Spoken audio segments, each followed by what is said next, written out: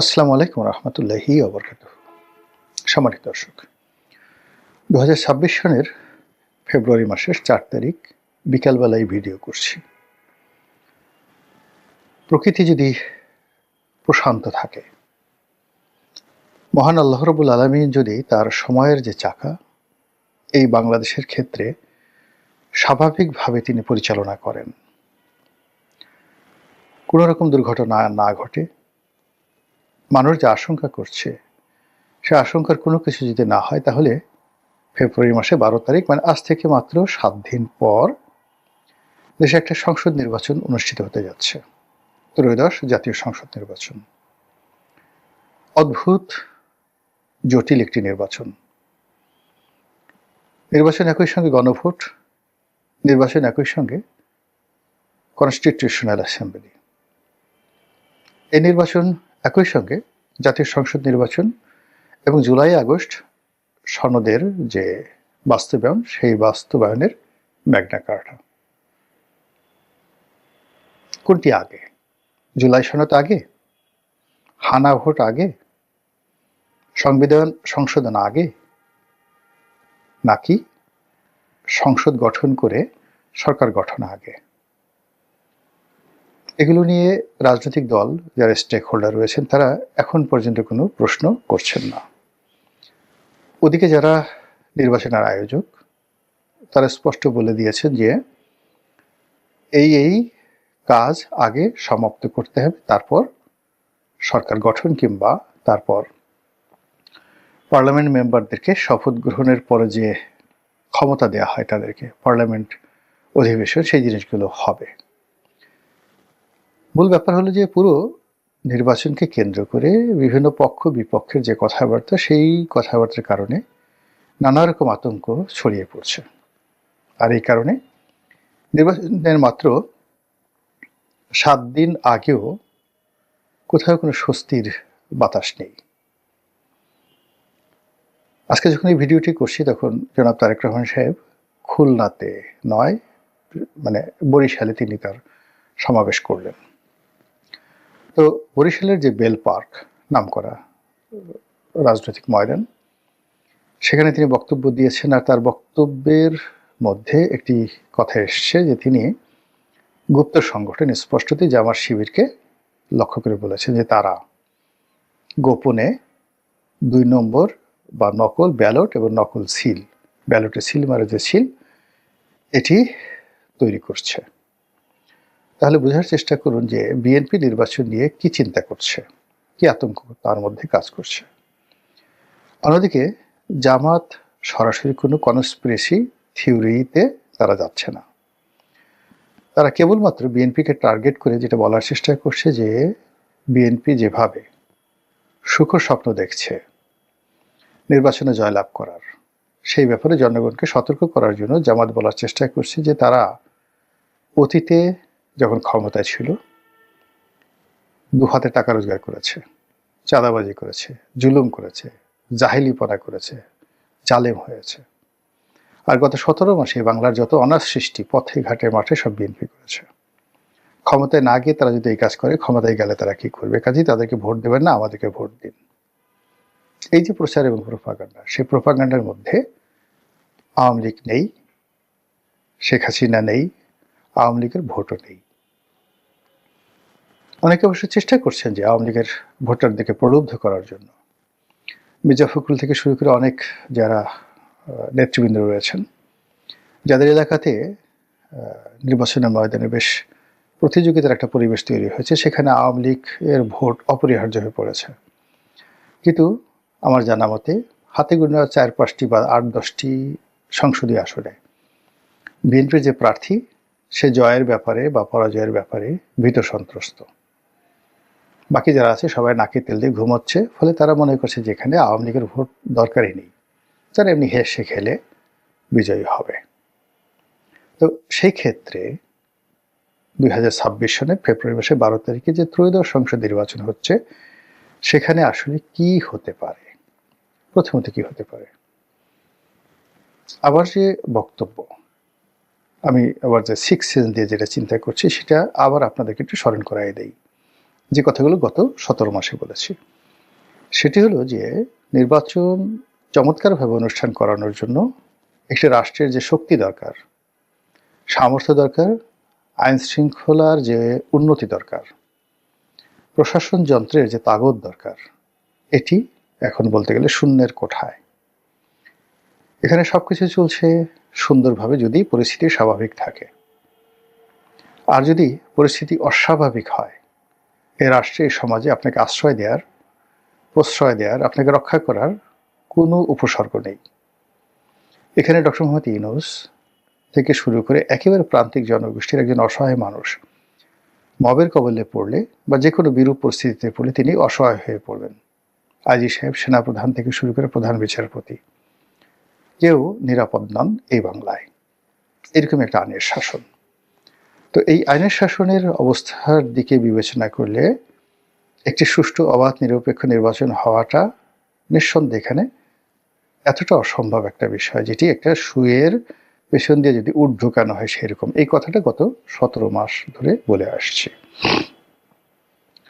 দ্বিতীয়ত যেটা আছে যে যদি এই নির্বাচন হয়, এত কিছুর পরে নির্বাচন হয়, একটি দুর্বল ঝুলন্ত পার্লামেন্ট, দুর্বল সরকার, সেই সরকারের উপরে অসংখ্য চাপ, অর্থনৈতিক, সামাজিক, রাজনৈতিক চাপ, এবং সেই চাপ মোকাবেলা করে সেই সরকার 6 মাস সুস্থভাবে সরকার পরিচালনা করবে, এটা কোনো রাজনীতিতে অলৌকিকত্ব ঘটার সম্ভাবনা নেই।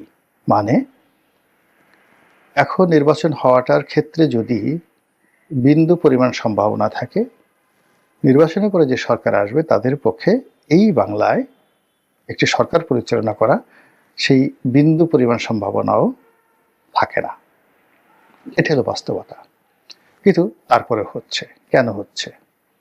এর কারণ হলো আপনাকে যদি চট্টগ্রামে যেতে হয়, আপনাকে হাইওয়ে দিয়ে যদি যেতে হয়, তাহলে আপনাকে কুমিল্লা পার হতে হবে, দাউদকান্দি, কুমিল্লা, ফেনী, হাইওয়ে দিয়ে এই জায়গাগুলো, স্টেশনগুলো পার হতে হবে। নৌপথে যেতে হলে আপনাকে অনেকগুলো স্টেশন পার হতে হবে। আমাদের যে সময়, এটা তো থেমে থাকে না। গত 15 বছরে নয়, স্বাধীনতার পরে আমরা যে ভুলগুলো করেছি, প্রত্যেকটা ভুলের দায় আমাদের এই জনগণকে পোহাতে হয়েছে। এবং যারা অন্যায় করেছেন, সিঙ্গেল একজন লোক আপনি খুঁজে পাবেন না যে পৃথিবীতে রাজনীতির অঙ্গনে অন্যায় করেছেন সেটা 1954 থেকে আজ অবধি, আর সেটার দায় পরিশোধ করেননি, দুর্ভোগ দুর্দশা পোহাননি, এরকম কোনো সিঙ্গেল লোক নেই। কাজেই অতীতে যারা অন্যায় করেছেন, সেটা 71-এ জামাত কিংবা বিভিন্ন সময় রাষ্ট্র ক্ষমতা থেকে বিএনপি, সেই দায় মোচন না করা পর্যন্ত কখনোই তাদের কপালে ভালো কিছু জুটবে না। এটা হলো প্রকৃতির নিয়ম। দ্বিতীয় নিয়ম হলো, একবার যদি রাজনীতি থেকে ব্যাকফুটেজে চলে যায়, সামনে আসার সম্ভাবনা নেই বললেই চলে। সব জিনিস পুনরায় রিবিল্ড করা যায়, কিন্তু রাজনীতির ক্যারিয়ারে রিবিল্ড করা যায় না। কখনো কখনো পিপিলিকার পাখা হয় মরিবার তরে, কখনো কখনো কিছু কিছু পিপিলিকা বের হয়ে আসে গর্ত থেকে, পাখা গজায় মূলত মানে আবার জ্বলে পড়ে অঙ্গার হওয়ার জন্য। রাজনীতির ময়দানে যখন অস্বাভাবিক কোনো কিছু ঘটে, একেবারে যেটিকে বলা হয় উত্তপ্ত কোনো কিছু ঘটনা ঘটে, তখন অনেকগুলো মানুষ, সুযোগ সন্ধানী মানুষ সামনে এগিয়ে আসে।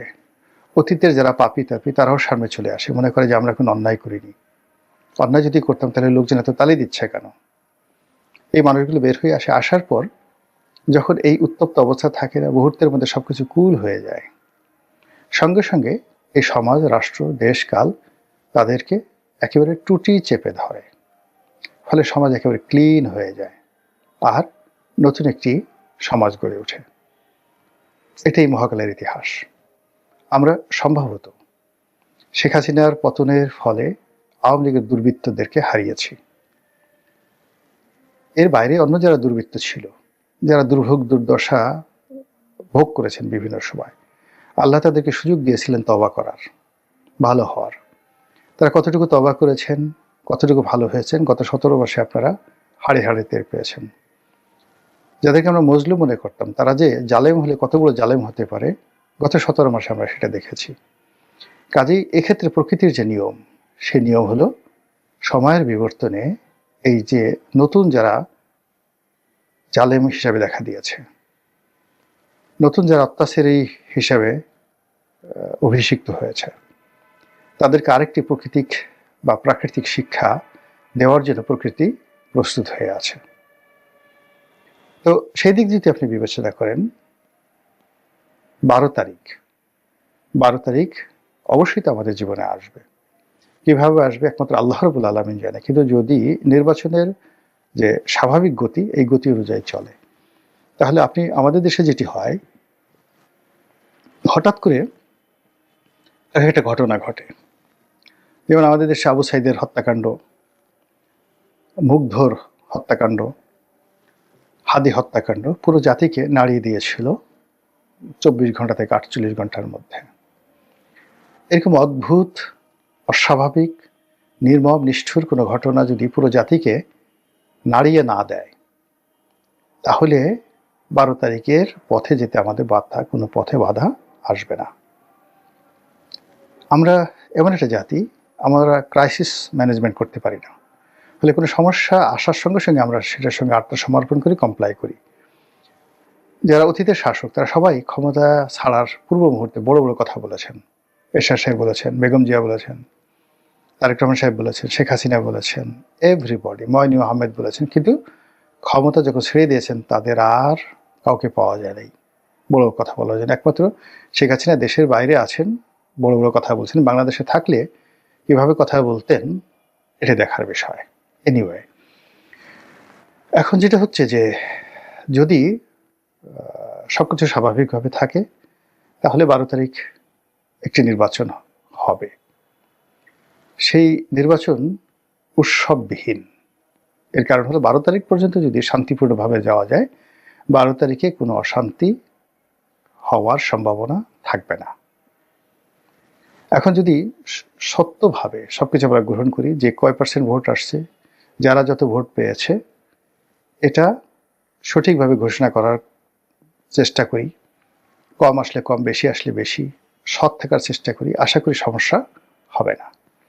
কিন্তু যদি ম্যানিপুলেট করার চেষ্টা করা হয়, 5%কে বাড়িয়ে 50% করার চেষ্টা করা হয়, কোনো প্রার্থী যদি এখানে ভোট ম্যানিপুলেশন করার চেষ্টা করেন, বা সামগ্রিকভাবে সেন্ট্রাল কোনো বিধি ব্যবস্থার মাধ্যমে ভোট ম্যানিপুলেশন করার চেষ্টা করা হয়, তাহলে নির্বাচনের দিন সারা বাংলাদেশ অশান্ত হয়ে পড়বে এবং এটি নিয়ন্ত্রণ করা যাবে না। এটি হাদি হত্যাকাণ্ডের মতো যে একটা সেন্টিমেন্ট তৈরি করেছিল, আগুন তৈরি করে দিয়েছিল সারা বাংলায়, ওরকম একটা আগুন তৈরি হয়ে যাবে নির্বাচনের দিন, যদি বললাম।